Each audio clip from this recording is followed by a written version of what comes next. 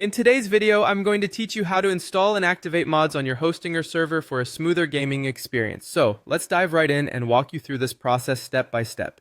First things first, to get started, you'll need to log into your Hostinger server via SSH. Now, if you're not yet familiar with SSH, it stands for Secure Shell, and it's a cryptographic network protocol that allows you to access the server remotely, providing a secure way to manage your files and software over the internet.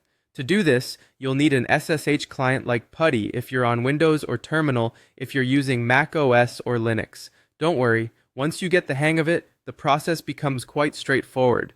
Once you're logged in, the next step will be uploading your mod files to the appropriate folder, which in this case will generally be the mods folder.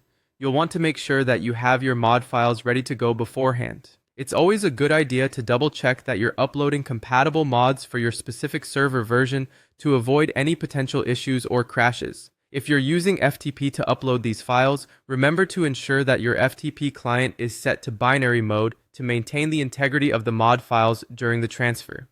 Next, head over to your Hostinger panel where you'll find the option to restart your server. Restarting is crucial because it enables the server to recognize any changes you've made, including the new mods you've uploaded.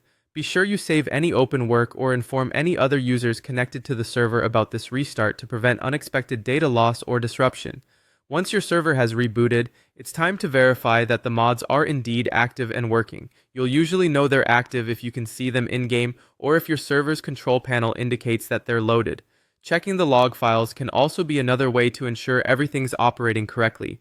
It's best to test them out in a controlled setting first to confirm they're functioning as expected without causing any conflicts. Remember that the success of these steps often lies in attention to details and understanding the specific requirements of your server and mods. If you run into issues, forums and community support can be invaluable resources for troubleshooting.